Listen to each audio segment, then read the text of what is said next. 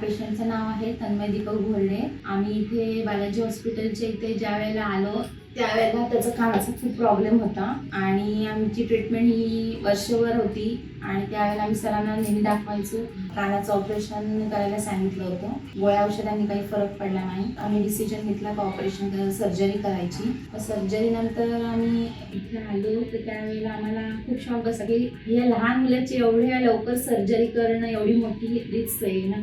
तर सरांनी आम्हाला खूप गायडन्स केलं का सर्जरी करणं हे गरजेचं आहे। त्याच्यासाठी सगळे सिस्टर सगळे डॉक्टर्स आम्हाला चांगल्या प्रकारे कोऑपरेट केलं। त्यांनी खूप प्रकारे चांगली माहिती सांगितली, व्यवस्थित आम्हाला म्हणजे कसं करायचं फॉलोअप पण व्यवस्थित दिलं।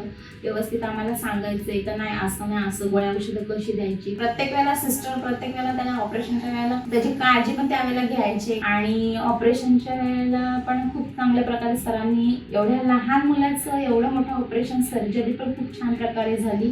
त्याला आता आवाज पण व्यवस्थित यायला लागला आणि सगळ्यांचं टीम आणि सरांचं खूप मनापासून आभारी आहे। खूप चांगल्या प्रकारे आम्हाला गायडन्स केलं सगळ्यांनी, त्यांचं खूप खूप मनापासून धन्यवाद सांगते मी।